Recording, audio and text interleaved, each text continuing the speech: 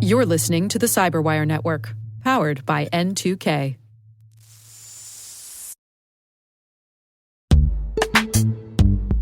Ransomware, supply chain attacks, and zero-day exploits can strike without warning, leaving your business's sensitive data and digital assets vulnerable. But imagine a world where your cybersecurity strategy could prevent these threats. That's the power of the ThreatLocker Zero Trust Endpoint Protection Platform. Robust cybersecurity is a non-negotiable to safeguard organizations from cyber attacks. ThreatLocker implements a proactive, deny-by-default approach to cybersecurity, blocking every action, process, and user unless specifically authorized by your team. This least privilege methodology mitigates the exploitation of trusted applications and ensures protection for your organization 24/7, 365. IT professionals are empowered by ThreatLocker application allow listing, ring fencing, network control, and EDR solutions, enhancing their cybersecurity posture and streamlining internal IT and security operations. To learn more about how ThreatLocker can help mitigate unknown threats in your digital environment and align your organization with respected compliance frameworks, visit threatlocker.com.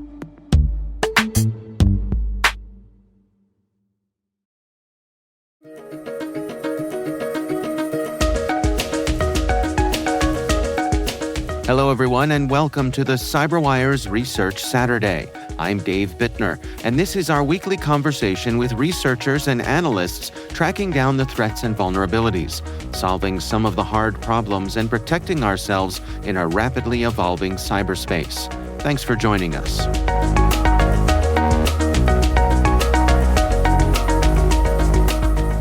We looked at China's data breach and leak ecosystem, and we discovered that there's a lot of interesting differences between the Chinese-speaking cybercrime world and the Russian and English-speaking cybercrime world. We found that their cybercrime ecosystem depends a lot more on persistent access, often persistent insider access directly to data sources, and that they often siphon off this data and sell it on the black market. In today's sponsored Industry Voices Research Saturday, we speak with Kyla Cardona and Aurora Johnson from SpyCloud. The research is titled, China's Surveillance State is Selling Citizen Data as a Side Hustle.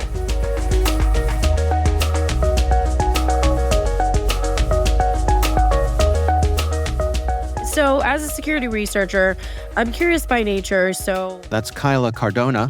When I went on the platforms like breach forums and other illicit platforms on Telegram that we know of on the Western, Russian, European side, I would see small bits of Chinese data.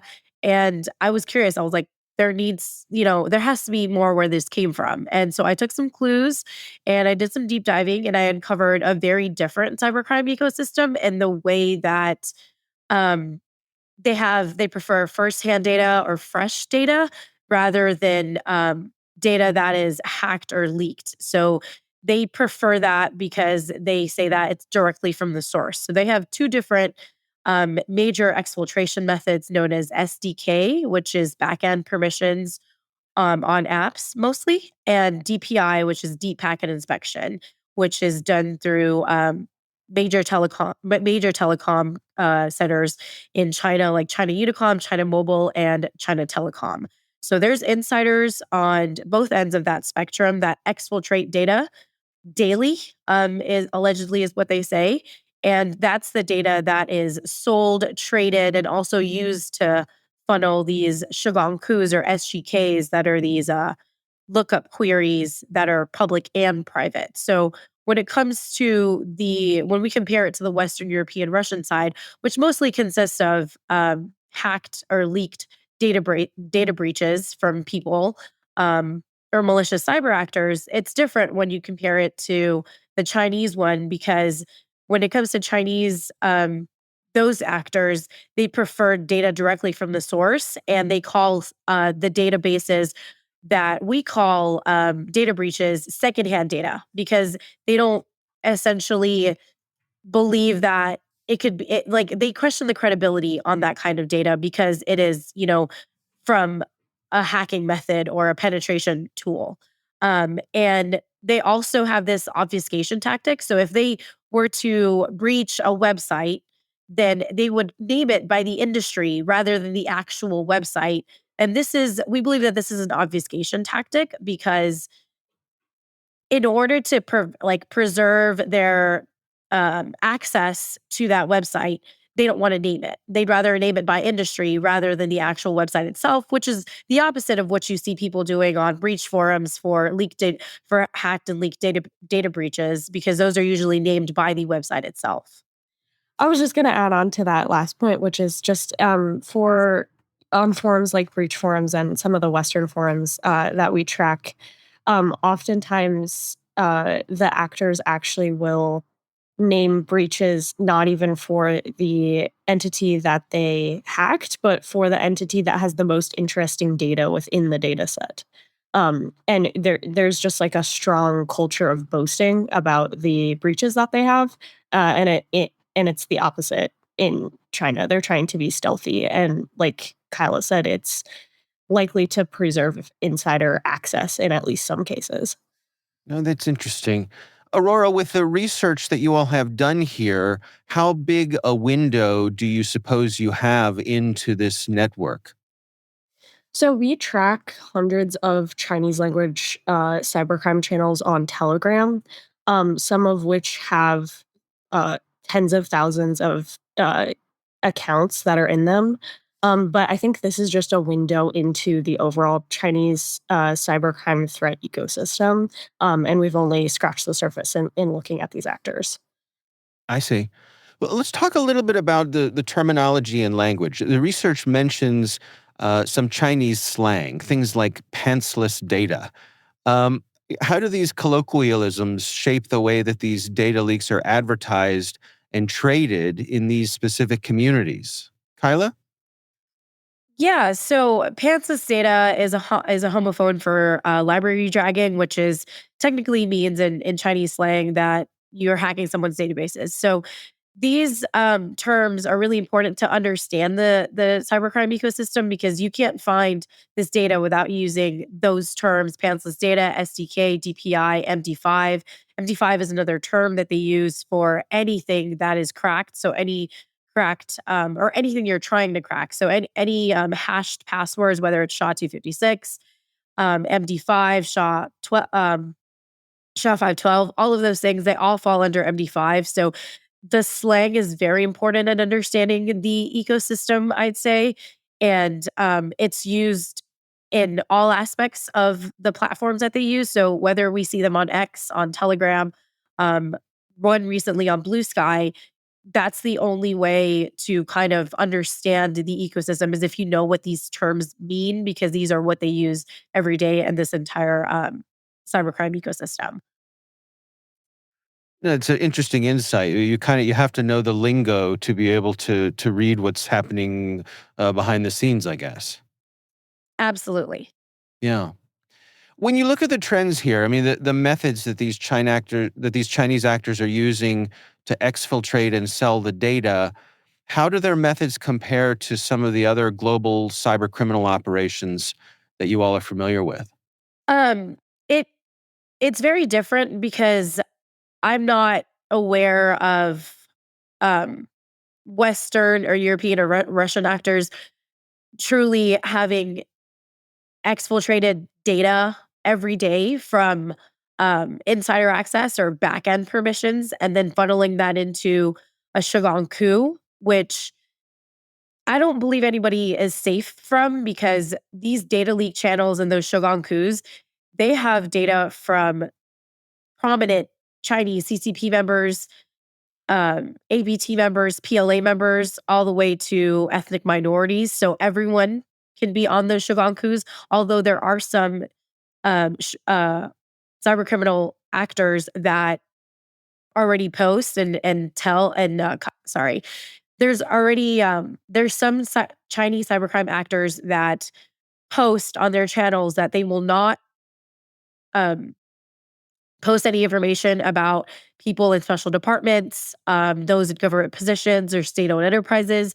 So while there's those people that do have protections for people in the government, there are some Shogun coups or SGKs that do not have the same type of exceptions, and they will post about Chinese officials, people in the government, PLA members, APTs, pretty much anyone and everyone.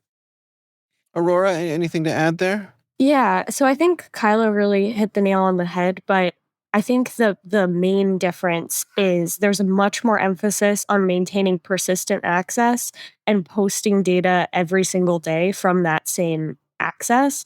And I would say in the West, a lot of times it's more about hacking as much data as you possibly can and leaking it all. So, for example, we see ransomware data leaks where they're very loud about having access to networks. They lock and encrypt the entire network, and then they'll post literally sometimes 40 terabytes of data from a single intrusion.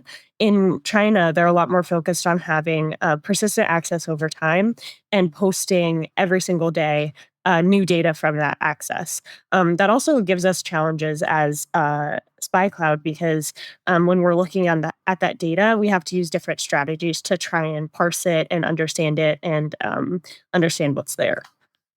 That's a really interesting insight. I mean, is it fair to say that these Chinese actors assume that they're going to have ongoing access, whereas a Western actor, it seems like it's more of a smash and grab kind of thing. We don't know how long we're going to be in here, so we have to get everything we can as quickly as possible. Is it just a different assumption there? Yeah, I think it's just a different mindset for how they approach data access. So they're like Kyla said, a lot of times either they have persistent insider access, and they're trying to preserve that access and utilize it for as long as they can, or sometimes they even have persistent access to a data source because in some cases, like in the SDK method, they've developed a software development kit for an application that has or for mobile applications that have persistent access into all kinds of individuals' phones, and they have elevated permissions so that they're able to just continuously extract data from those phones. And then that data is then in turn being sold on the black market. And we see a lot of it show up on just like Telegram channels. I see. The research mentions that Telegram and X, formerly Twitter, are platforms that are actively used for these activities. Why are these platforms so effective? Why do we think that these threat actors choose those places? Kyla? I believe the threat actors choose those places because Telegram isn't under heavy surveillance as WeChat and QQ are. I have seen articles in our research where people are talking to these data brokers and hackers on WeChat and QQ, and they want to take the conversation to Telegram. And on X, they use that more as an advertisement platform where they can advertise their SDK and DPI data to lead back to their Telegram channels. And in these Telegram channels, they're either private or public. And this is where they, just upload a bunch of data that is exfiltrated freshly or daily, and this is where they also sell data. And I believe Aurora can talk more on the payment methods for that they take for shigankus and even buying data outright from Hmm. these SDK and DPI methods. Yeah, I don't think they're not on the Chinese apps, but I think that we do see some of them take measures to avoid the surveillance inherent in some of the Chinese technology apps. So, for example, Telegram, they use Telegram a lot, and that's blocked by the Chinese government and has been blocked since 2015. So they have to use a VPN to access it outside of China. And similarly, they'll use cryptocurrency to try and do their transactions. So we've seen some actors accept payments on things like Alipay or like other Chinese payment apps, but we see most of them accept payment in USDT, which is the abbreviation for the Tether cryptocurrency. It's a cryptocurrency that's tethered to the value of the US dollar. So it has a very stable value. And we see a lot of them using that as the main method to accept payment.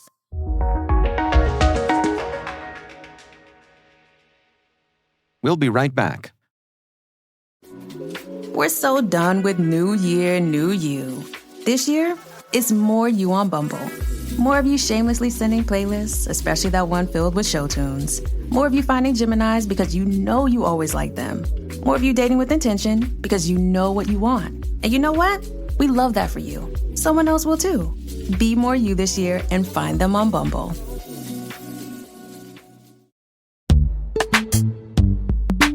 And now, a message from our sponsor, Zscaler, the leader in cloud security.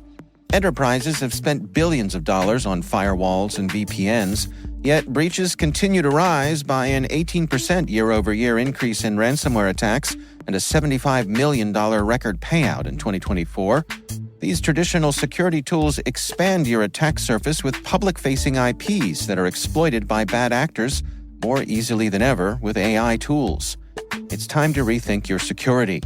Zscaler Zero Trust plus AI stops attackers by hiding your attack surface, making apps and IPs invisible, eliminating lateral movement, connecting users only to specific apps, not the entire network, continuously verifying every request based on identity and context, simplifying security management with AI-powered automation, and detecting threats using AI to analyze over 500 billion daily transactions. Hackers can't attack what they can't see. Protect your organization with Zscaler Zero Trust and AI. Learn more at zscaler.com/security.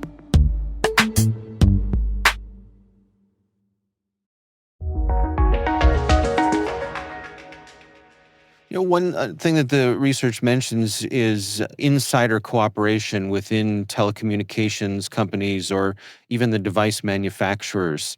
Can you share some insights on that? Yeah, I believe that and Aurora can speak more about this in detail. They have both the incentive to and motivation to provide that insider access because of the annual or average salary in China, and because they make these advertisements so enticing, and they have protections. So first they mention about how much you can make a day, which is about 10,000 won. If that depends on customers' orders for this recruitment, and it could go even higher than that. And they also talk about protections for withdrawing the funds that you've made through like cryptocurrency mixing. And I think Aurora can speak more to that. Yeah. Yeah, just like Kyla said, we do see a lot of recruitment for insiders, particularly in government positions in the public security bureaus, or at large financial institutions like the public banks, and then also particularly in the big three telecommunications companies, China Unicom, China Mobile, and China Telecom. And they're often using that insider access to siphon data off, and they can make a lot of money. We've seen ads say that individuals that do a lot of queries or have a lot of contracts can make up to 10,000 won per day, and in some cases up to 70,000 won. And then to put that in perspective, I have a number that we pulled. One moment. Mhm. And then to put that in perspective, the median annual after-tax income per capita in China was 33,000 won last year. So that's around $4,500 in US dollars. So if you can make this third of the average per capita income in a single day doing insider queries at your workplace with, as some of these data brokers say, minimal risk of being fired or caught, that is an enticing offer. Yeah, that could be quite a payday. How do you rate the technical sophistication of these actors when you compare them to other groups that you've researched? Where do they stand? Sorry, that's a very hard question. Um, but I believe that they have some. They have this word they call themselves crawlers. So those are the tech people that are on these platforms. So when you look at a Chinese data leak channel, there's salesmen and there's crawlers, which are the tech people. And for the tech people, they mostly seem to use Python web crawlers to try to get data from foreign websites. And they seem to know some technical knowledge or expertise, but it's hard to say because the data that they mostly exfiltrate or most of their targets in these cybercrime ecosystems are domestic data, is what it seems like from the SDK and DPI methods. But they do show some overseas data from like Chinese overseas Americans or Chinese overseas from the UK, Chinese overseas Thailand. So they do have overseas data, but that data seems to be less consistently posted as what when compared to the SDK and DPI data that they post constantly. And they while they seem to have some sort of technical knowledge of hacking tools, it doesn't seem very invasive in the way that, or like Aurora said earlier, where they grab all the data and the smash and grab type of thing. They seem to want to maintain persistent access and be stealthy. So it's hard to say what, the technical expertise on that extent, but they do have some technical expertise when it comes to uh, hacking some websites, but it doesn't seem like it's their focus. I see. So, can you share some of the challenges that you all face when it comes to tracking these specific threat actors? Particularly given some of the linguistic and cultural nuances here. I think one of the main things is, as you said, just trying to understand um, Chinese, but then Mm, also specifically the slang terms that they use, and being able to use that to understand what they're talking about. So I think that's I think that's one of the main ways that we've been able to track these actors and find a lot of them talking about these different data breaches, is just understanding different Chinese slang terms. one of the quotes that you all shared in the research was from a China-based blog, and it said, "The data you leave on the internet knows you better than your mother." Uh, I think that's an evocative statement, don't you think? Yeah, it's it came from a Shoganku article, and the data that's posted out there is very invasive. And when it comes to a Shoganku lookup or SGK lookup, you can find so many things about people that you wouldn't normally find on something like, white pages or fast people search. Like this information contains everything from hacked databases from the Western side because they are also reposting those on the Chinese data leak channels, but also a lot of information like domestic to China. So there could be bank account numbers, passwords, emails, account numbers for securities investments. There's a lot more information on these free SGK lookups than you can imagine. Even hotel room booking records. And to kind of explain the SGKs a bit further, essentially they are databases of hacked, leaked, and breached data that they maintain, and anyone can either for free, oftentimes, or by paying a very small amount, equivalent to maybe $1 US, do a lookup on anyone based on their phone number, their national ID number in China, their name, their email address, or a bunch of different indicators that they offer searches with. And then you can get back all kinds of data, which includes things like account information for all kinds of different apps, bank account information, financial records, and hack data, which sometimes includes passwords. Then, oftentimes, these same SGKs will have advertisements for different private lookups that they're able to do. These cost significantly more usually than the you know lower level lookups, but those are often done directly by insiders querying the networks at their workplaces. So those private lookups might include things that they're able to do, like facial recognition searches, GPS tracking of an individual, like phone and call records and texting records. and also government records. So things like your social security data or business registrations that you've done, any government records, or arrest records as well, and things that police departments might have. So with those types of insider data, you can kind of see how they are able to really get a comprehensive view of an individual for a relatively low cost just by buying it in China. And I don't think that the exact same thing is necessarily possible in a lot of other places. No, it's really fascinating research, and for me, as I was reading through it, I felt like I had to recalibrate my notion of privacy. It's easy for us to complain here in the U.S. that there are many ways that our privacy is being violated by various tech companies, but this is a whole different level than I think how certainly how it was framed in my own mind. When you all look at the research that you've done here, what do you hope people take away from it? What are the take homes here?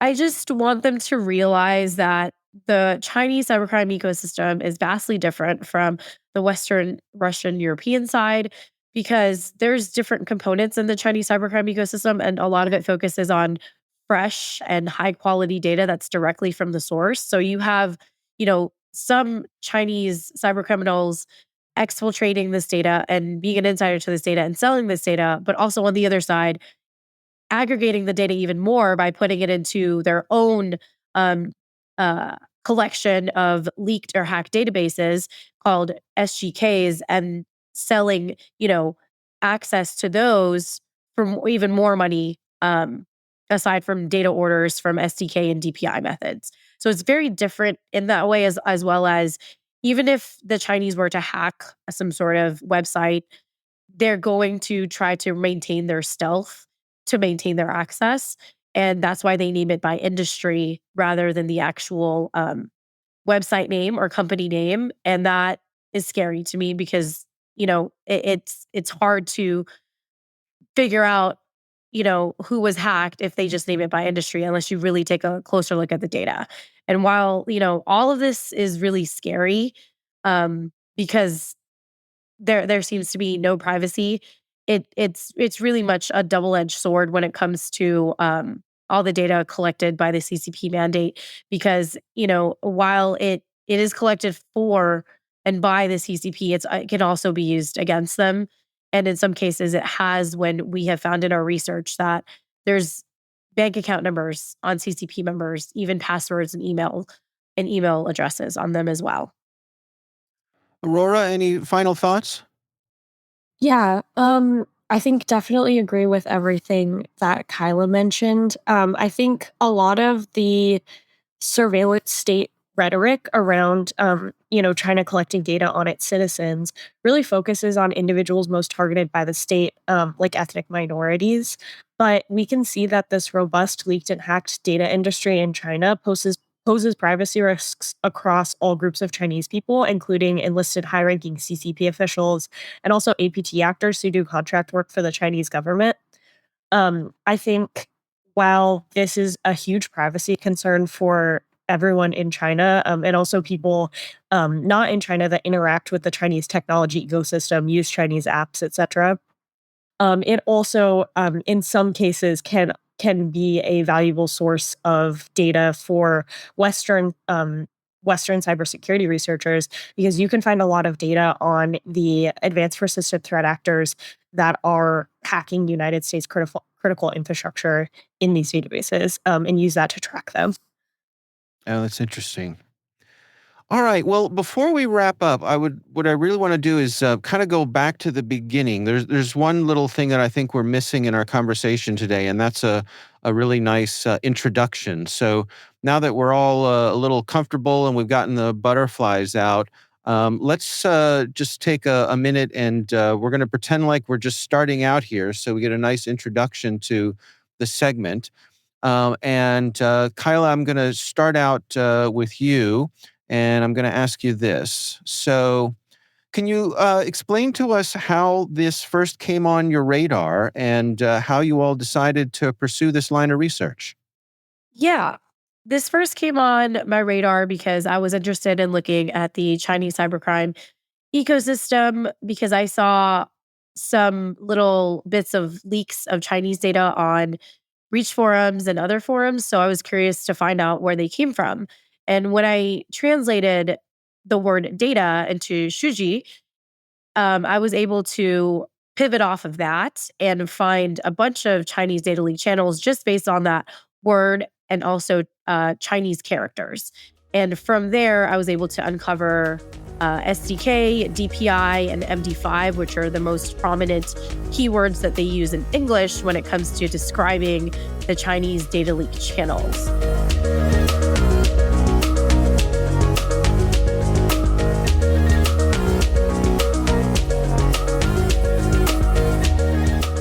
Our thanks to Kyla Cardona and Aurora Johnson from SpyCloud for joining us. The research is titled, China's Surveillance State is Selling Citizen Data as a Side Hustle. We'll have a link in the show notes. We'd love to know what you think of this podcast.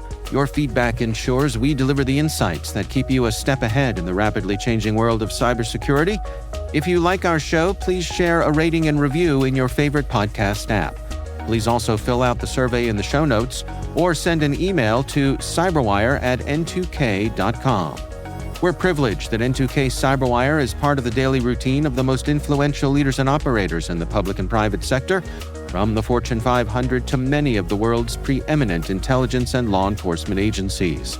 N2K makes it easy for companies to optimize your biggest investment, your people. We make you smarter about your teams while making your team smarter.